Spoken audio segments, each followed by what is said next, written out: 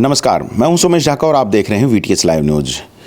देश का बजट देश की वित्त मंत्री निर्मला सीतारमण के द्वारा 1 फरवरी को घोषित किया गया था, जिसके बाद तमाम जो लोग हैं देश के वो इस बजट को समझने की कोशिश कर रहे हैं। आप सब लोग भी जानना चाह रहे होंगे कि इम्पैक्ट क्या आ रहा है बजट का। क्या किसी व्यापारी को इसमें लाभ मिल रहा है? क्या उसको नए अपना व्यापार शुरू करने में कहीं फ़ायदा हो रहा है या नहीं? क्या किसानों को इसमें फ़ायदा हुआ है या नहीं? क्या कर्मचारी को इसमें फ़ायदा हुआ है कि नहीं? तो चलिए तमाम लोगों से हम बात करने का प्रयास करते हैं। कुछ जो अलग अलग यूनियंस के प्रधान हैं, जो कर्मचारी यूनियंस के प्रधान हैं, उनसे बात करेंगे। अगर हम बात करें किसान यूनियंस की, तो जो उनमें लोग काम करते हैं उनसे बात करेंगे। व्यापार मंडल के कुछ लोगों से बात करेंगे। तो चलिए आइए आपको आज एक ओवरव्यू दिखाने की कोशिश करते हैं कि आम आदमी इस बजट को किस प्रकार से देख रहा है। देखिए, अभी हम चरखी दादरी नगर व्यापार मंडल के प्रधान सुरेश पांडवानी जी के पास में हैं और बजट पर ही जैसे चर्चा चल रही है, तो बजट के लिए आज इनसे भी जानने के लिए पहुंचे कि व्यापारियों को क्या मिला है, व्यापारियों को क्या बजट में कोई फ़ायदा मिल पाया है या नहीं। स्वागत है सर आपका। और क्या लगता है, सबसे बजट कुछ मिला? मैं आपके चैनल वीटीएस लाइव से मैं आपका स्वागत करता हूं। जी धन्यवाद सर। और मैं बसंत पंचमी के उपलक्ष्य से सभी भाइयों को मैं अपनी हार्दिक शुभकामनाएं देता हूं। जी आपको भी सर बहुत बहुत शुभकामनाएं। और रही बात बजट की, बजट के अंदर व्यापारियों को कोई विशेष फ़ायदा नहीं पहुंचा है सरकार ने। अगर फ़ायदा ही पहुंचाना था सरकार ने तो ये 12 लाख रुपए की जो इनकम का जो स्लैब बनाया है इसको फ्री कर देते तो बहुत कुछ फ़ायदा था जी। इसके अंदर स्लैब कैटेगरी बना दी, 4 पे इतना, 4 से 8 पे इतना, 8 से 12 पे इतना, 12 से ऊपर वो इतना टैक्स लगा के कोई विशेष राहत देने का कार्य सरकार ने बजट में नहीं प्रावधान रखा है। तो इसलिए मैं तो ये समझता हूँ कि ये बजट कोई विशेष फ़ायदे वाला व्यापारी वर्ग के लिए नहीं है। ये लोग तो जैसे मान के चल रहे हैं कि जो 12 लाख तक का जो टैक्स में राहत दी है वो तो बड़ा एक स्ट्रोक सरकार ने खेल दिया है। नहीं, ऐसी कोई बात नहीं है। तो सरकार एक किस्म से लोगों को गुमराह करने वाली बात है। ये कोई विशेष राहत वाला कोई कार्य नहीं किया। अगर ये कैटेगरी नहीं बनाते और 12 के ऊपर छूट दे देते तो हर व्यापारी वर्ग को फ़ायदा था और आम आदमी को फ़ायदा था। आम आदमी इसकी तारीफ़ करता। ठीक है। तो अगर मैं यहाँ पर व्यापारियों के बारे में बात करूँ तो कुछ नए व्यापार को शुरू करने के लिए, नई इंडस्ट्री को लगाने के लिए, उसके लिए कुछ आप लोगों को दिखाई दिया है कि उसके लिए कोई व्यवस्था अच्छी करी हो? नहीं, उसके लिए भी कोई अच्छी बात नहीं की, लेकिन कुछ नए व्यापार करने के लिए कुछ राहत दी है। जैसे 10 करोड़ 20 करोड़ का जो टर्नओवर करता है उसके लिए कुछ फ़ायदा है। ठीक है। छोटे व्यापारियों के लिए कुछ नहीं है इस बजट के अंदर। मतलब बड़े व्यापारियों को ज़्यादा फ़ायदा मिलेगा? ज़्यादा फ़ायदा है उस बड़े। ठीक है।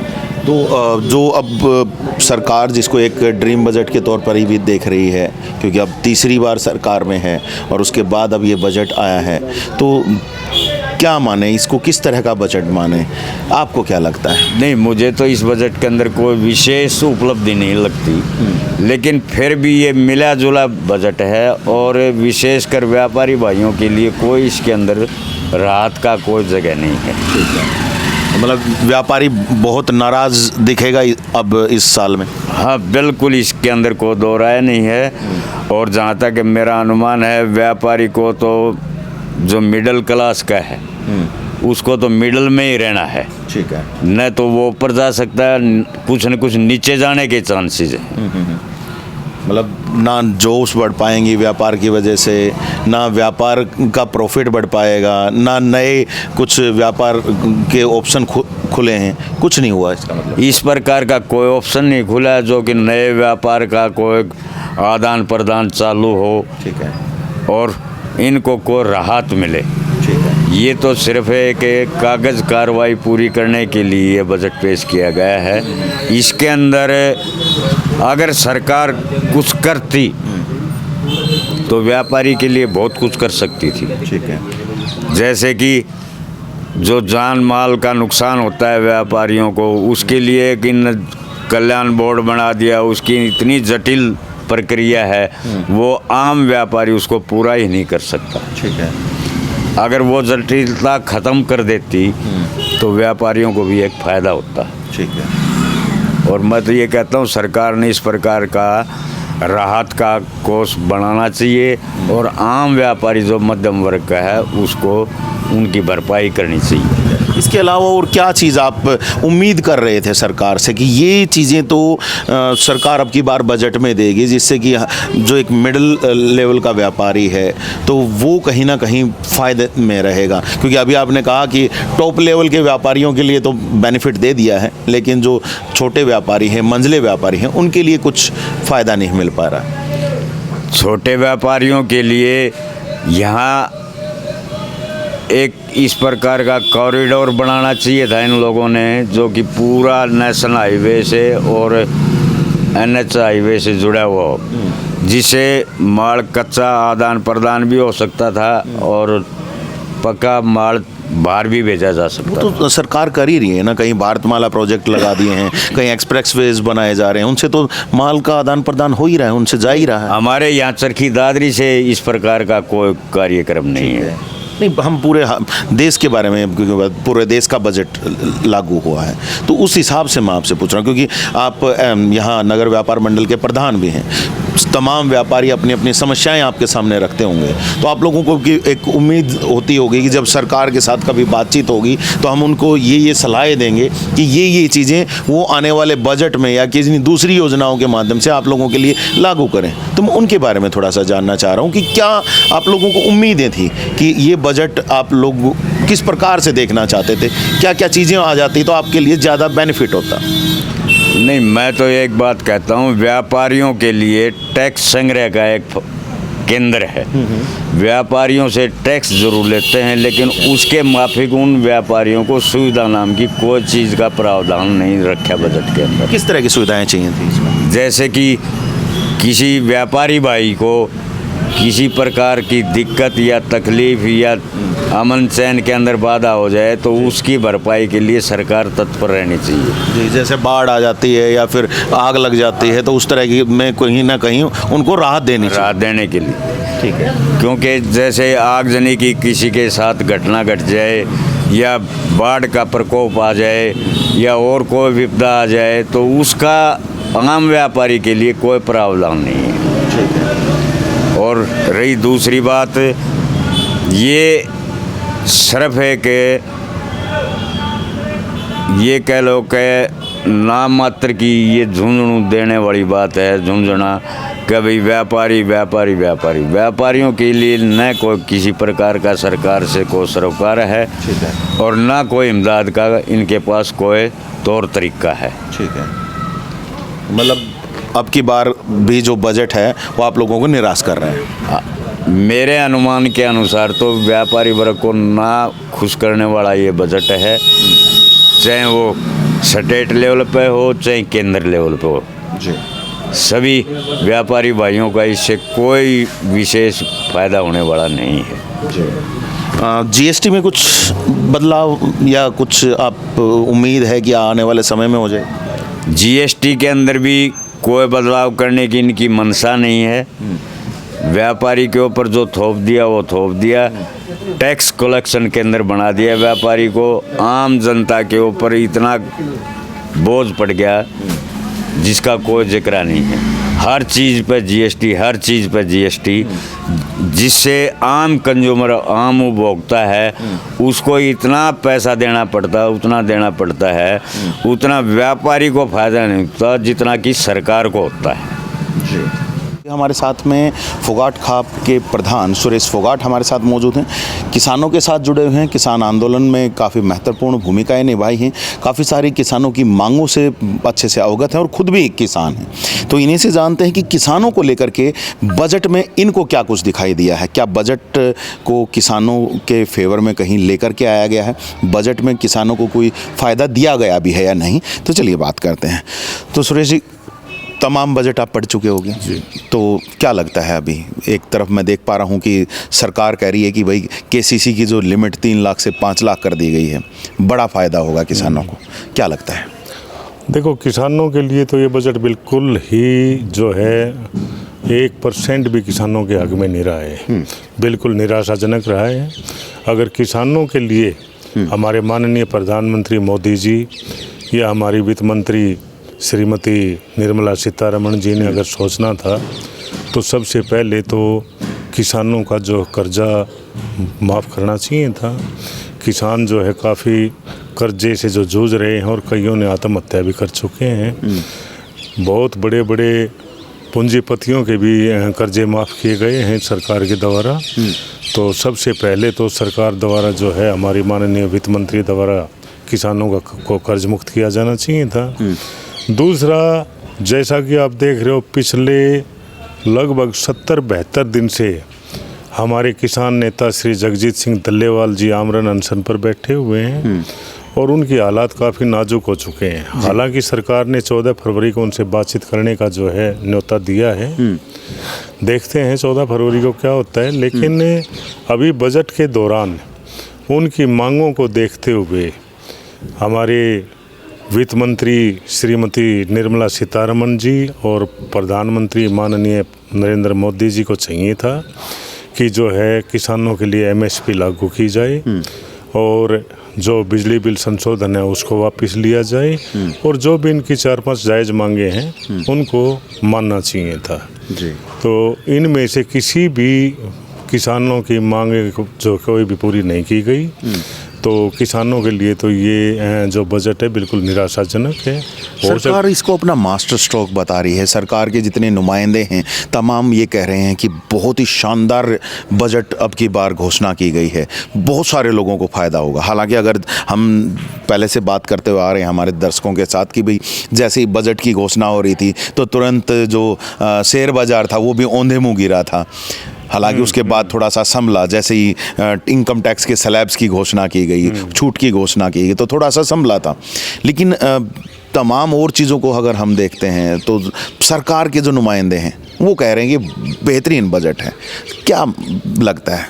जो सरकार के नुमाइंदे हैं वो तो बेहतरीन बताएंगे ही, क्योंकि जो 5 लाख का जो स्लैब था इनकम टैक्स का वो सरकार ने बढ़ा करके 12 लाख रुपए और 70-75 हज़ार रुपये और अलग से जो है उनको छूट दे दी गई है। अब किसान के पास इनकम कहाँ है? किसान की तो प्रति एकड़ प्रति दिन 27 से 28 रुपये जो है इनकम है जी। अब उसमें तो बेचारे 5 लाख 12 लाख कहाँ से आएंगे उसके पास? ये सिर्फ पूंजीपतियों के लिए जो फ़ायदेमंद हुआ है, किसान का इससे कोई 12 लाख और 15 लाख से कोई मतलब नहीं है। किसान ना तो पहले 5 लाख जब क्रीमी लेयर था तब भी किसान इसके अंदर नहीं आते थे। आज ये 15 लाख कर दो, 20 लाख कर दो तो किसानों की हालात तो वैसे ही दयनीय है। किसानों को तो तब फायदा होता जब उनकी फसलों के रेट बढ़ते, किसानों को कुछ 2 पैसे मिलते, उससे तो किसानों को फायदा हो सकता था।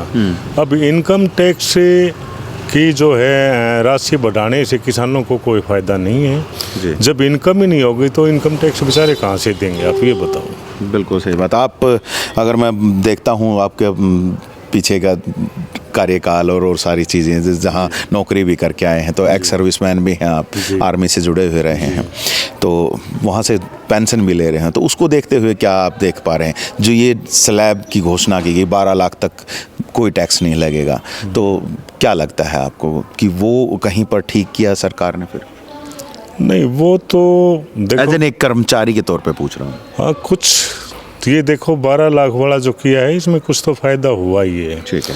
मेरे को नहीं तो जो मेरे से ज़्यादा पैसे लेने वाले हैं उनको कुछ ना कुछ तो फ़ायदा हुआ है।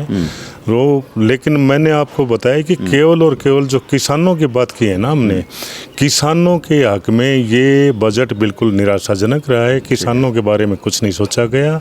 सर्विस होल्डर के लिए, बिजनेसमैन के लिए, इनके लिए ठीक है, कुछ ना कुछ इनको बेनिफिट मिला है इसमें। मैं देख पा रहा था कि किसानों को लेकर के कुछ एक बात थी कि कई सारे ज़िलों में जो है खेती को बढ़ावा देने के लिए कुछ योजनाएं शायद लागू की जाएं, कुछ ऐसा कुछ उसमें था। तो क्या वो योजनाएं अगर इस तरह की कुछ आती हैं भविष्य में, अलग अलग तरह के कोई भी, चाहे खेती को सुधारने के लिए, फसल को बेहतर बनाने के लिए कुछ भी आता है, तो वो बेहतर नहीं रहेगा क्या किसानों के लिए? देखो, तो आने वाले समय में पता चलेगा सरकार क्या क्या नियम लागू करती है। बागवानी वगैरह के लिए भी बोला है, और भी कुछ कई चीज़ों के लिए बोला है, दाल वगैरह की खेती के लिए भी बताया है। वो तो आने वाले समय में पता चलेगा। लेकिन जो मैं कहना चाह रहा हूँ, अब जो किसान फिलहाल खेती कर रहे हैं मोटा अनाज की, गेहूँ है, बाजरा है, धान है, चाव जो भी है, अपना मक्का है, ज्वार है, इन फसलों पर जब तक किसान को एमएसपी नहीं मिलेगा तब तक किसान सुदृढ़ नहीं हो सकता। किसान की हालात गंभीर होती जा रही है। इसलिए मेरी तो माननीय प्रधानमंत्री और माननीय जो है वित्त मंत्री श्रीमती निर्मला सीतारमण जी से ये प्रार्थना है कि आने वाले समय में, या अभी और भी बाकी टाइम है, तो किसानों के बारे में ज़रूर कुछ ना कुछ सोचा जाए।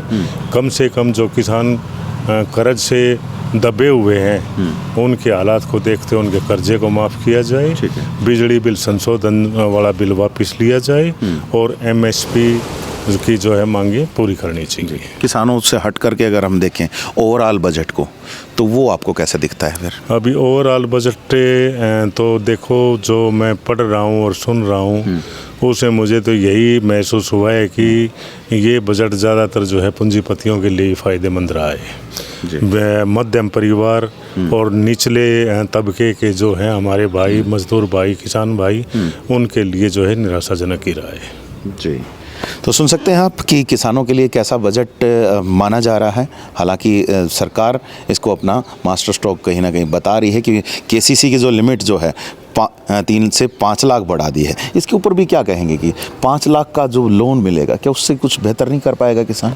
ये भी आपने बड़ी अच्छी बात पूछी है। अब किसान को केसीसी पर 3 लाख रुपए मिलता था। अब सरकार ने किसान को जो है केसीसी, जो किसान क्रेडिट कार्ड है, 5 लाख का बनाया है। अब आप ये बताओ कि जब किसान को इनकम ही नहीं होगी तो 3 लाख नहीं भर पा रहा है, तो 5 लाख कहाँ से भरेगा? वो ले तो लेगा, लेकिन जब तक उसको एमएसपी नहीं मिलेगी, जब तक उसको ठीक दाम नहीं मिलेंगे फसल के, तो जो 3 लाख कर्जा न चुकाने की वजह से आत्महत्या कर रहे हैं, तो 5 लाख लेने के बाद कैसे चुकाएंगे? जी, तो जान गए हैं आप कि कृषि बजट जो इसमें दिया गया है, बजट में कृषि के लिए क्या कुछ किया गया है, उसको लेकर के अब किसानों का क्या कहना है। हालांकि और लोगों से भी हम बात करेंगे तो उनके भी विचार आप लोगों तक पहुंचाएंगे। और ख़ासकर अब जो मास्टर स्ट्रोक देखा जा रहा है 12 लाख की इनकम का, कि 12 लाख की इनकम को टैक्स फ्री कर दिया गया है, तो ज़रा कर्मचारियों से भी जानते हैं कि उनका क्या कहना है। उन लोगों को क्या लगता है कि क्या जो ये 12 लाख की छूट है उनको कहीं काम आएगी या नहीं, या फिर अब भी वही ऊँट के मुंह में जीरा वाली जो कहावत है वो कहीं यहाँ पर चित्रात होती दिखेगी। तो मोबाइल एसोसिएशन के चरखी दादरी के प्रधान संदीप फुगाट हमारे साथ इस वक्त मौजूद हैं। ज़रा इनसे भी जानते हैं कि जो टेक्नोलॉजी, क्योंकि मोबाइल जो है टेक्नोलॉजी का एक आज के दिन का बहुत ही बेहतरीन गैजेट है, उसको देखते हुए इनको क्या लगता है, क्या इनके व्यापार में कुछ बेहतरी के चांस हैं इस बजट के बाद? क्या देख रहे हो संदीप जी आप, बजट कैसा लगा आपके व्यापार के अनुसार या फिर कंप्लीट दूसरे व्यापारियों के अनुसार भी? देखो, जो हमारी मोबाइल लाइन है, इसमें मोबाइल के जो स्पेयर पार्ट हैं और मोबाइल हैं, ये एसेसरी वगैरह है, सारी इस बजट में थोड़ा सी राहत दी है कि छूट मिलेगी लोगों को और कुछ राहत मिलेगी। मोबाइल भी सस्ते होंगे और एसेसरी भी, और जो इलेक्ट्रॉनिक सामान है ये भी थोड़ा बहुत सस्ता होगा। और जो ये 12 लाख की जो आयकर विभाग ने जो छूट करी है, इसमें ये जो आम गरीब जो मध्यम लोग हैं उनको इस छूट से भी फ़ायदा मिलेगा। लेकिन जो अपने प्रदेश को इस बजट से उम्मीद थी ना, वैसा बजट आया नहीं। हम उस दिन बजट पेश हुआ, उस दिन मैं न्यूज़ चैनल टीवी देख रहा था, तो एकदम ही जैसे ही बजट पेश हुआ तो शेयर मार्केट एकदम ही डाउन चलेगी। अगर बजट अच्छा होता तो शेयर मार्केट इतनी डाउन नहीं जाती। जी बिल्कुल, ये भी एक बड़ा फैक्ट है कि जिस टाइम पे बजट पढ़ा जा रहा था, जिस टाइम पे पेश किया जा रहा था संसद में, उसी टाइम पर जहां सुबह के मामले में अगर हम देखें तो शेयर मार्केट हाई पोजीशन पे था और एकदम से उस हाई पोजीशन से शेयर मार्केट धड़ाम से नीचे गिरा था। ये बड़ा एक विषय है सोचने का भी कि क्या हालत रही होगी उस दौरान में तमाम उन व्यापारी वर्ग की, तमाम उन सभी औद्योगिक घरानों की कि क्या मिल रहा है क्या नहीं मिल रहा है। शायद कुछ नहीं मिला, इसी वजह से शेयर मार्केट भी शायद धड़ाम से गिरा था। चलिए एक चीज़ और भी आपसे जानना चाहूँगा कि जिस प्रकार के हालात आज दिखाई दे रहे हैं, क्योंकि मैं कुछ और भी व्यापारी नेताओं से बात की है तो उनका कहना था कि नए व्यापार को शुरू करने के लिए सरकार ने कोई प्रावधान नहीं किए हैं। तो क्या आपको भी ऐसा लगता है कि कहीं पे नया व्यापार शुरू करना शायद मुश्किल हो रहा है? नहीं, ऐसा तो कोई बजट में कोई ऐसा पास नहीं हुआ जो कि नया व्यापार स्टार्ट हो जाए। जो पहले है बस नू लगा लो लगभग मिला जुला ये बजट जो पहले था, थोड़ा बहुत फ़र्क है, वैसा ही बजट है। कोई खास ऐसा बजट नहीं है जिससे कोई व्यापार में भाई नया कुछ होए, कुछ बढ़ोतरी हो पाए। हाँ, ऐसा कुछ नहीं हुआ जी। जी हाँ, लोगों ने लेकिन आज थी हमें व्यापार में कुछ ऐसा बजट पेश होए ताकि व्यापारियों को कुछ फ़ायदा होए। किस तरह की आप उम्मीद कर रहे थे? क्या टैक्स में राहत की उम्मीद कर रहे थे या कुछ लोन व्यवस्था जो है वो व्यापारियों के लिए बेहतर बनाने की उम्मीद कर रहे थे? किस तरह की उम्मीदें आप लोगों को उम्मीद थी? हमें ये थी, एक तो जो टैक्स है, जीएसटी है, इसमें कुछ परसेंट डिस्काउंट दिया जाए, जीएसटी को घटाया जाए। एक जो ये व्यापारी हैं जैसे भाई दुकान कर रहे हैं जो लोन वगैरह लेते हैं, तो इनमें भी कोई ऐसा प्रावधान बनाया जाए ताकि छोटे दुकानदार भी भाई लोन लेके अपना घर खर्चा चला सके। ठीक है।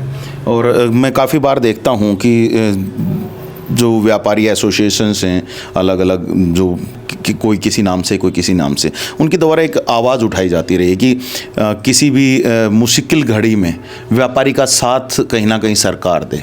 तो उसको लेकर के कहीं कुछ आप लोगों को राहत मिलती दिख रही है कि कोई फंड ऐसा रेज किया हो सरकार ने जिससे कि अगर कहीं पे चोरी हो जाए, कहीं आगजनी हो जाए, ऐसी स्थितियों में भी कहीं जो व्यापारी वर्ग को कुछ राहत दे दे सरकार?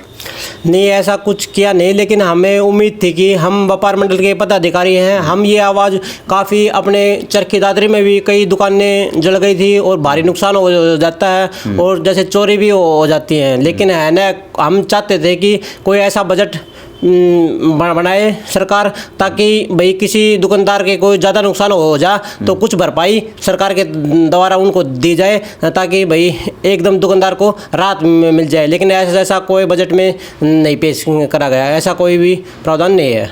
तो मतलब एक अकेला जो मोबाइल टेक्नोलॉजी से रिलेटेड जो चीज़ें हैं उनमें थोड़ी सी राहत कहीं ना कहीं देखने को मिल रही है, बाकी नहीं। थोड़ी बहुत उन्होंने राहत दी है, लेकिन बाकी जो बजट जो व्यापारी चाहते थे ना और आम जन जो चाह रहे थे, जो आस थी उस आस पे सरकार नहीं उतरी है। हाँ, बस मिला जुला है जो पहले हर साल की तरह आता है ना, बस उसको थोड़ा बहुत बढ़ा के कुछ चीज़ों में घटा दिया है, कुछ में बढ़ा दिया बस। हाँ जी, सुन सकते हैं आप कि किस तरह का बजट आज व्यापारी वर्ग देख पा रहा है इसको। तो कमाल की बात यह है कि लगातार जो है पीठ थपथपाई जा रही हैं। तो देखते हैं और लोग क्या कहते हैं। हम व्यापारियों से बात कर चुके हैं, किसानों से बात कर चुके हैं, तो अभी हमारे साथ जो कर्मचारी हैं वो भी हमारे साथ यहाँ पर मौजूद हैं। सर्व कर्मचारी संघ के प्रधान हमारे साथ कृष्ण जी हमारे साथ मौजूद हैं, चरखी दादरी में प्रधान हैं। और ज़रा जानेंगे कि कर्मचारियों की जो मांगें रहती थी क्या उन पर सरकार ने गौर किया क्या इस बजट के दौरान में? क्या कर्मचारियों को कुछ मिला है या नहीं, या फिर केवल जो 12 लाख की एक टैक्स से राहत कहीं ना कहीं जो दी गई है 12 लाख की इनकम तक की, क्या वही है? ज़रा जानते हैं। सर, क्या लगता है बजट कैसा रहा है अब की बार वाला? मैं कृष्ण कुमार हूँ, जिला प्रधान सर्व कर्मचारी संघ हरियाणा, जिला चरखी दादरी।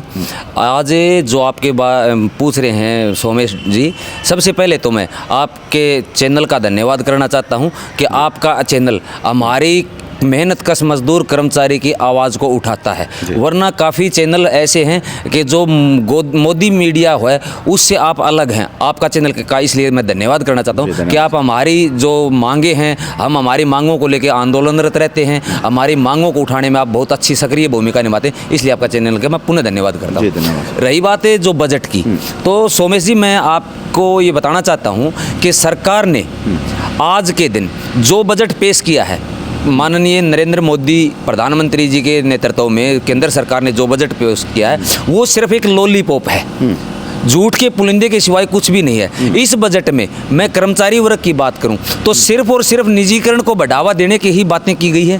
कहते हैं कि कर्मचारियों को हमने दे दिया कि 12 लाख तक के टैक्स में रिलीफ मिलेगी, कोई टैक्स नहीं लगेगा।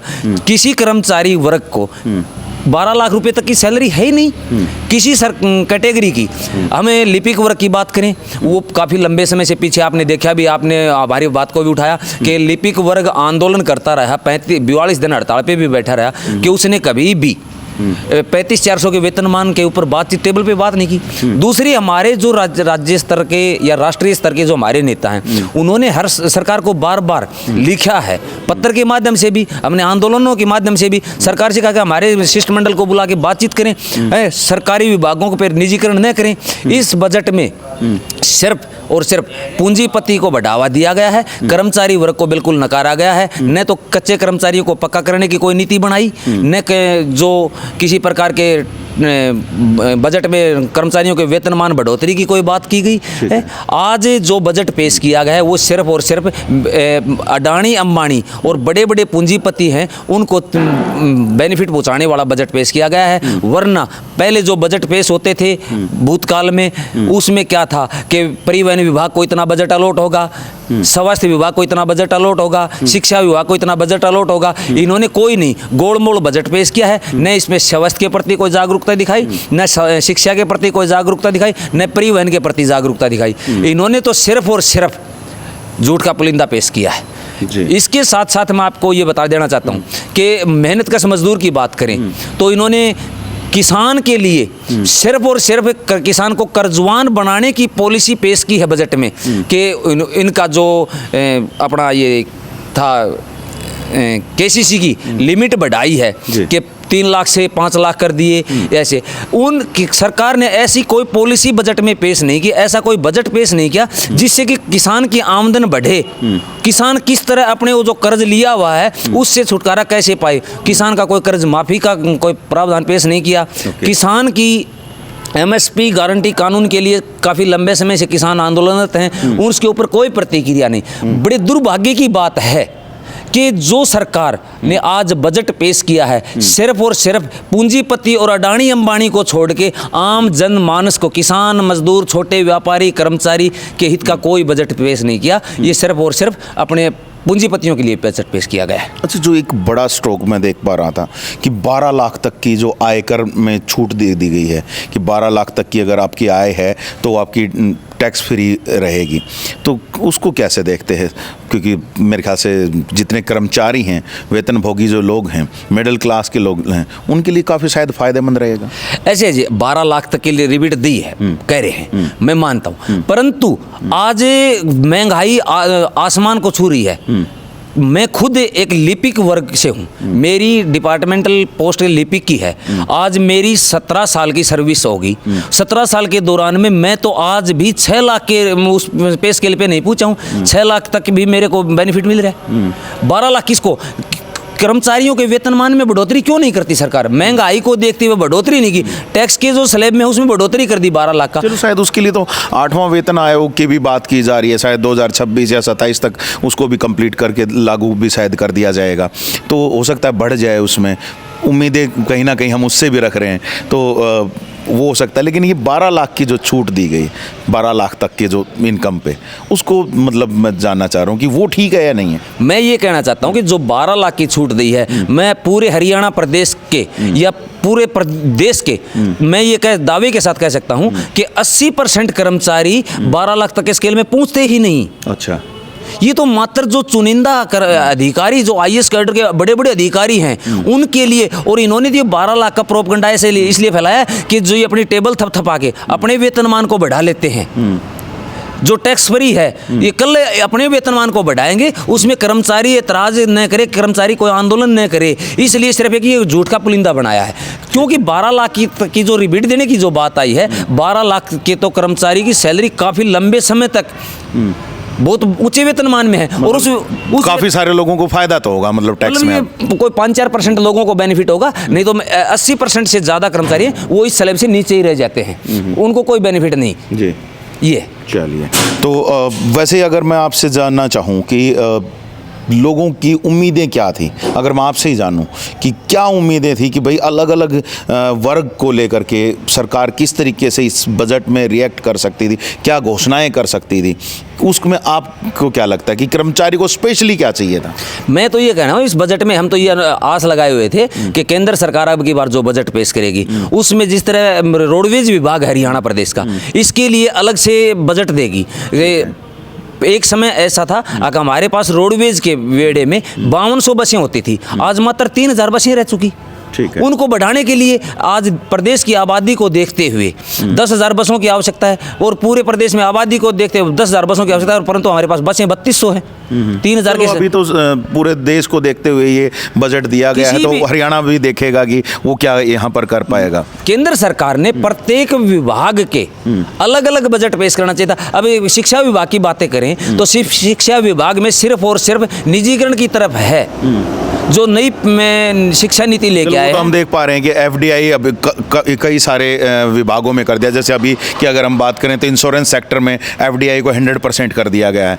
काफ़ी सारे बाहर के जो प्लेयर्स हैं वो उसमें अब आने जाएंगे। हो सकता है कि जनता को शायद कुछ फ़ायदा मिल जाए। ऐसे उससे जनता को कोई बेनिफिट नहीं होगा, क्योंकि जो एफडीआई में जो ले आए, जिस तरह एलआईसी है या कोई पॉलिसी है, बीमा पॉलिसी है, अब उन बीमा पॉलिसीज में कब बेनिफिट दे रही है जो कंपनियां हैं, वो तब उसके कस्टमर के साथ कोई मिस हैपनिंग हो जाती है तब। तो इसका मतलब तो ये है, सरकार ने ये सोच लिया कि पूरे देश को हमें बीमा कंपनियों के हवाले करके और ख़त्म करने के कगार पे हैं, ताकि उसकी लालच में हर आदमी अब सुसाइड कर ले या हर आदमी एक्सीडेंट में डेथ हो। सरकार की नीति ये है, सरकार को आम जनता के बढ़ाने के लिए, आम जनता की आमदनी बढ़ाने के लिए, आम जनता के हित के लिए किसी प्रकार की कोई पॉलिसी नहीं की। वरना सरकार को यह सोचना चाहिए था कि हर वर्ग को ध्यान में रखते हुए किसान के लिए एमएसपी गारंटी कानून की योजना, पुराने जो कर्जे हैं उनको कर्ज माफ़ी की योजना, इस तरह की पॉलिसियां, कर्मचारी वर्ग के लिए उनके वेतनमानों में बढ़ोतरी,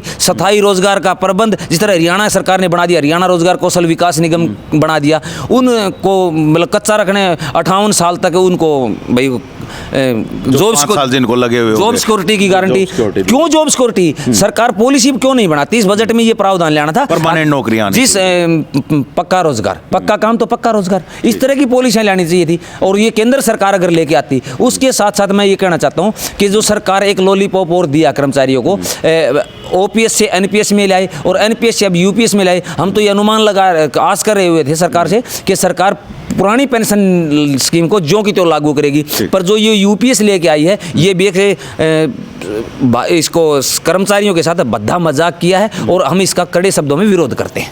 जी, तो सुन सकते हैं आप, एक एक वर्ग से हम बात कर रहे हैं और एक एक वर्ग जो है इस बजट से खुश नहीं दिख रहा है। एक एक वर्ग जो है वो इस बजट को कहीं ना कहीं घटिया तरीके का बजट बता रहा है, कि जहाँ पर इन वर्गों की अलग अलग लेवल पर कहीं सुनवाई की ही नहीं गई। जो इनको चाहिए था वो इनको दिया ही नहीं गया है।